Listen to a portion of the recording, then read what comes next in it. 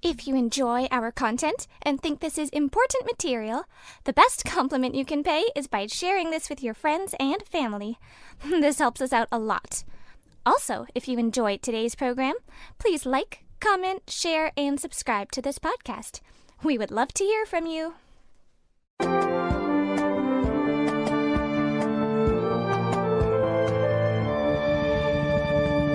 Welcome to the Truth in My Days podcast, where we defend the Word of God against the challenges of men. Hello all. Today, Sonia is interviewing John about the apparent contradiction in the Bible regarding the year of Jesus' birth. Matthew tells us Jesus was born during the reign of Herod the Great, who, we are told, died in 4 BC.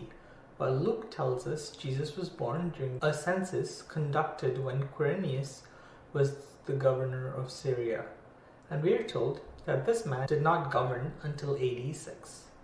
Can these assertions be reconciled? It will take several episodes to cover this topic, so if any episode ends with the contradiction still being unresolved, never fear. Tune in to the subsequent episode to find out this challenge addressed in full. If you miss any episodes, you can find them in our podcast. See truthinmydays.com for the location. We hope you enjoy the series. But we move on to the first charge, which is that there was no historical record of a census of the entire Roman world. Censuses were done piecemeal and involved only Roman citizens. Isn't that just an argument from silence? It is an argument from silence. Now, as you recall, arguments from silence may be weak or they may be strong. When is an argument from silence weak and when is it strong? I guess it's strong when there's a circumstance where you expect to have documentation, but weak when you don't. Exactly. An argument from silence, the strength of it depends on how much we would expect to find evidence for it if it actually happened. And in this particular objection, the skeptics are overlooking a huge point. It's based on the assumption that, in fact, we have a complete record of Roman history. And so if we don't have a record of a census, it couldn't have happened. But this is not even close to the truth. We are nowhere close to having a complete record of Roman history. If we look at the Roman historians, the well-known historians, Polybius, for example, only about 1/3 of his works remain. Diodorus wrote 40 books of history. We have only 16 of them. Dio Cassius wrote more than 80 books. We have only 5 of them and fragments of 2 more. Livy, the very famous historian, wrote a 142-volume history of Rome. 142 volumes, only 35 of them have come down to us. Tacitus is credited with the histories and with the annals. About half of these remain. Nepos, he's the author of the earliest surviving Latin biographies. He wrote 16 of them. All we have left to us is 1 book and part of a second. Varro, who was considered the greatest Roman scholar and polymath because he wrote hundreds of books. All we have left from him is 1 book and part of a second, and that's it.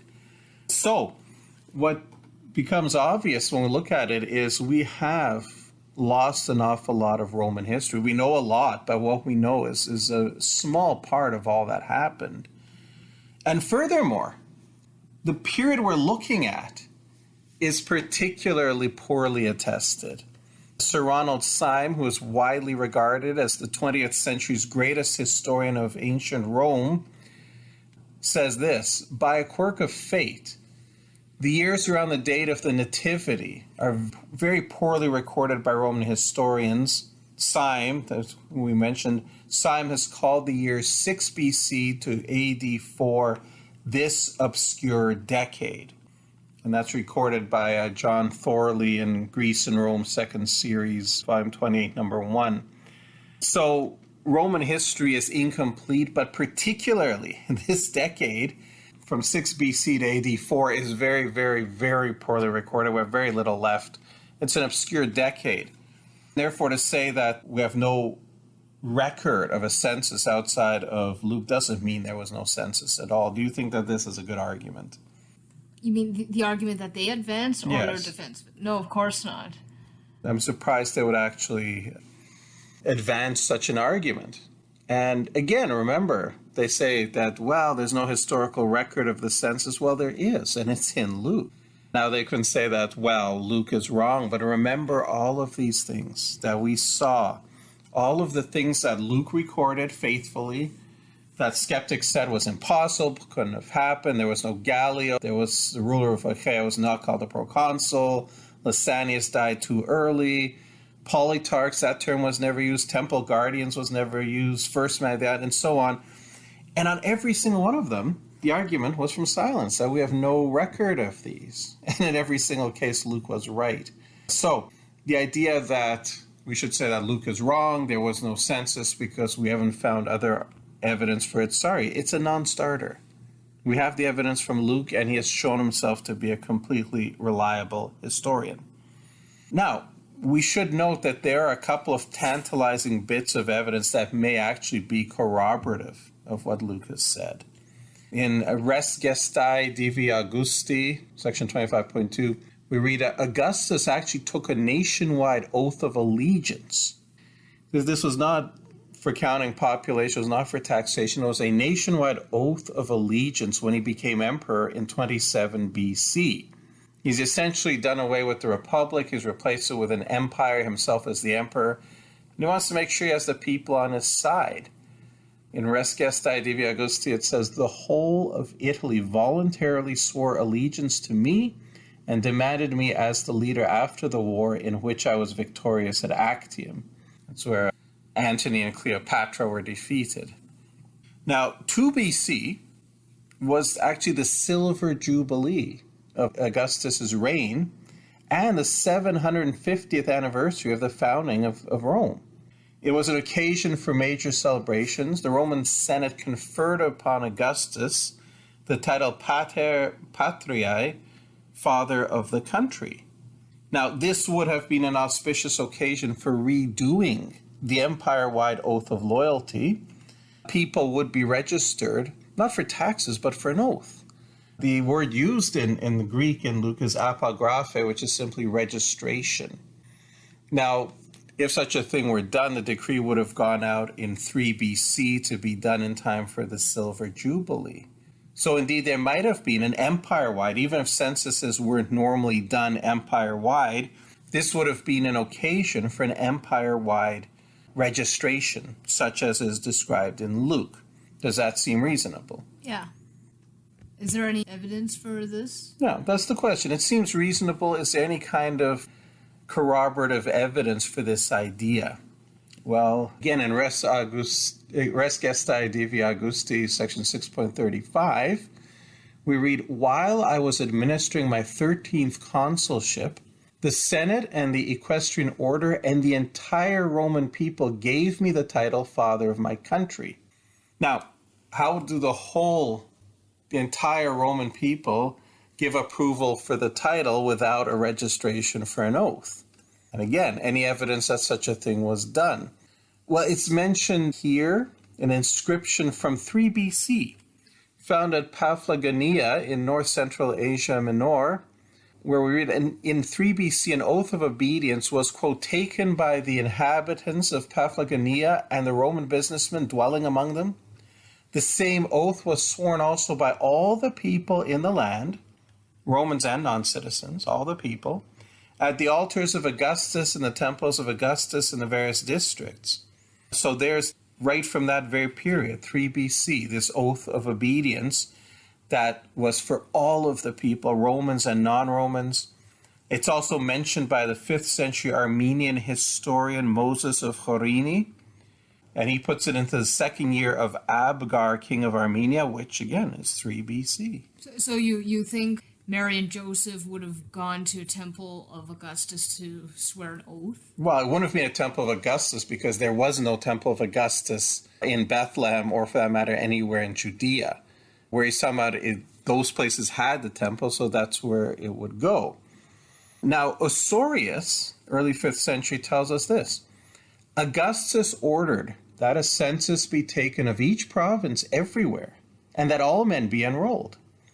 This is the earliest and most famous public acknowledgement which marked Caesar as the first of all men, and the Romans as lords of the world, a published list of all men entered individually. This first and greatest census was taken, since in this one name of Caesar all the peoples of the great nations took oath, and at the same time through the participation in the census were made a part of one society. And that's, again, early 5th century, Orosius, section 6.22 and section 7.2. Orosius actually produced the longest surviving summary of the whole range of ancient Roman history, covering over 11 centuries from before the foundation of the city up until Orosius' own time.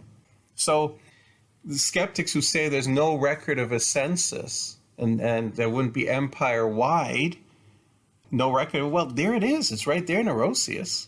Yeah, I don't know. It seems like everybody's heard of writers like Livy or Caesar or Cicero, but I didn't even hear of Orosius. There's an awful lot of writers from many different places. So yes, but if you're going to attack Luke, you need to do your homework on this. Now, if there was this census around this time, is there any indication that the Jews were included? Well, yes, there is. Josephus in Antiquities, section 17.3.1, the whole Jewish nation took an oath to be faithful to Caesar and to the interests of the king. So there you go. Jews were part of it. Now, a couple of other points about this oath of loyalty. While most people went into their own city to register, because that was another charge saying that they wouldn't have to go to Bethlehem. Yes, they would. While most people went into their own city to register, particular attention would have been paid to anyone with a legitimate claim to a throne. In Judea, that would be those with royal connections to David. They would have been required to go to Bethlehem to register so Herod could know who his potential rivals were. How do we know this? Because Bethlehem is the city of David. David was the great king. If there's going to be a rival, he's going to be coming from Bethlehem. I mean, how do we know that particular attention was paid to someone with a claim to the throne? That was generally the way things were done in those days. Often, in fact, if often got bloody, if you seized the throne, you would kill off everybody with any kind of connection to the previous dynasty. The reason that you read about eunuchs, particularly in the Old Testament, emperors and kings would have eunuchs serving, is to make sure there's no chance of them possibly having relations with a queen or somebody from the royal family to establish a claim to the throne. So they're very, very careful about these things, very careful to make sure that all of their rivals are at best controlled and monitored, and if necessary, wiped out, which you see Herod doing once he gets news of Jesus being born the King of the Jews. He wipes out all of the boys 2 and under in Bethlehem to make sure he's not going to be having any potential rivals. And finally, we know from the genealogies that Joseph and Mary were both descendants of David, so yes, they would both be required to go there. If you want documentation on that, it's in Ernest Martin's book, The Star of Bethlehem. So, these objections that have been raised disappear.